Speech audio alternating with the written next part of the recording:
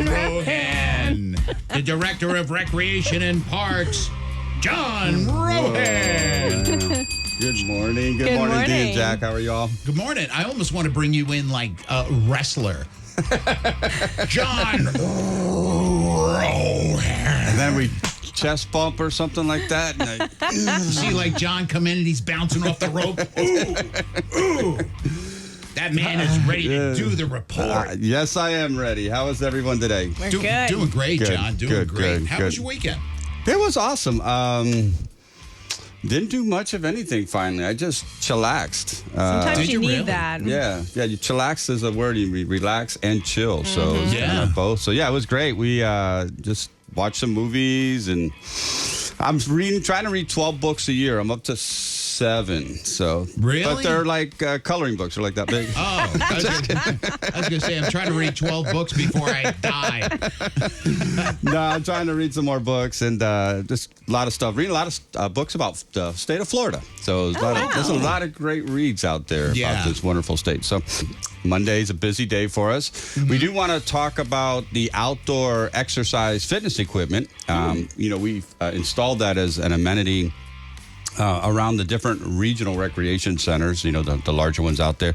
And we just installed them at La Hacienda Recreation Center in a really cool location behind the sports pool. So if people drive down there. I saw that Did when you they see were it? when they were being installed. I was like, look at that. Yeah, so we keep finding spots where we can go back in, and of course it gets approved by our elected bodies and board members. But people sometimes think, "Wow, is this all that's going to happen at this rec center?" And then a couple of years later, we add a pavilion or the outdoor exercise equipment, and we added the walking path beside Lake Myona Recreation Center. So if you have ideas or suggestions, by all means, share them with our team and staff. And, it goes through a vetting process. We'll see, hey, is it a good fit? Can it be sustainable? Can it be there forever? Those types of things. Is it going to get used? Participation and utilization. So lots of great things continue to come up at the recreation centers that were built prior. And then as we build new centers, we kind of incorporate those new amenities as well.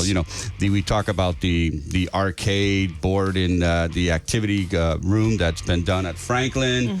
We did a smaller version at Lake Okahumpka, and we have one at First Responders. So those rooms were not there a couple years ago. We had the arcade games, the table shuffleboard, and the darts, and so you're going to start to see more of those elements included.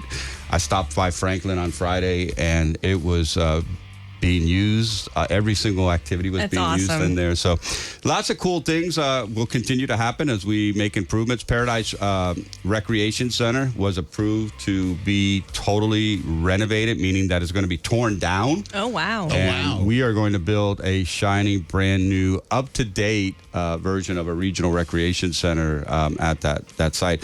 And that site's near and dear to me. That's where I started. My career was over at Paradise. I had a little office overlooking the family pool there, Paradise Family Pool. But so the site plans for Paradise are on our website at districtgov.org.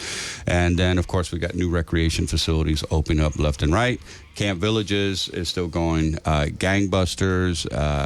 So lots of great things are happening both from the infrastructure side, the improvement of the amenities and programming.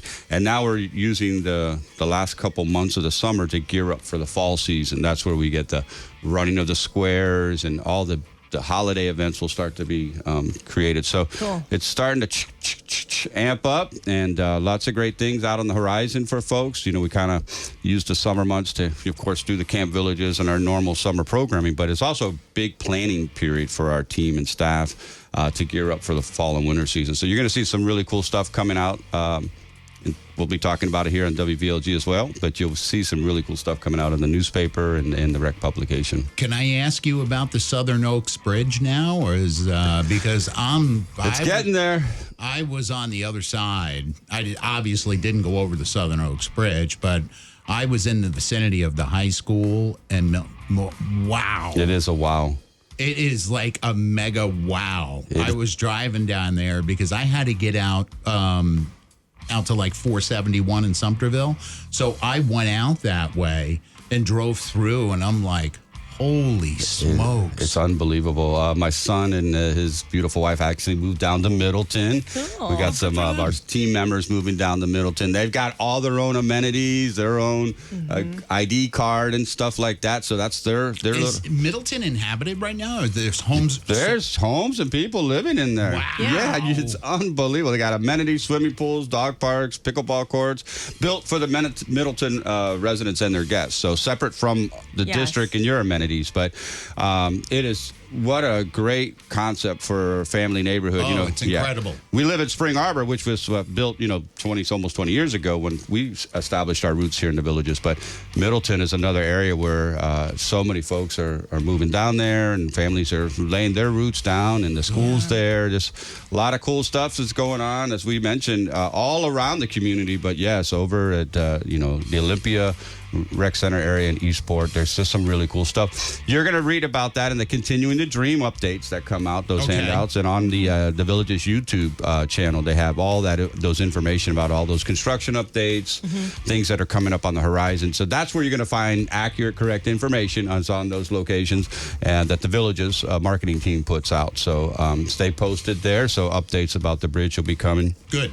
One last note, I know I got to get out of here, but school is on the horizon too. So we always work with the local schools in the area for school drives, backpacks, school supplies. If you go to our website or in the rec pub, the locations of the drop-offs, that's some of the regional rec centers, and there's also some of the picnic pavilions are being used. So our residents always come out and support the community, whether it's for Christmas or Easter or the holidays or back to school drives. And this is another opportunity for the clubs to get together, or people individually if you're out shopping. Is there a list of the items that are most needed? Yes, there is. Okay. Yeah, and that'll be on the website. There's a really cool ad that the folks put together, and it talks about the school drives, locations, and pickups, and those items that are needed. So everyone always comes together. We love using the rec centers for those types of opportunities. It's all about play and fun, but we also like to do a lot of community partnerships, and those facilities work well for those. And the residents, of course, are the ones that sponsor those drives. So they sponsor them. They make sure all that stuff gets picked up and taken to the school systems and delivered to those children that need them. So lots of great things going on. Good seeing both of you. You too, John. Take Always care. a pleasure. There he goes, Director of Recreation and Parks here in the Villages, Mr. John Rohan.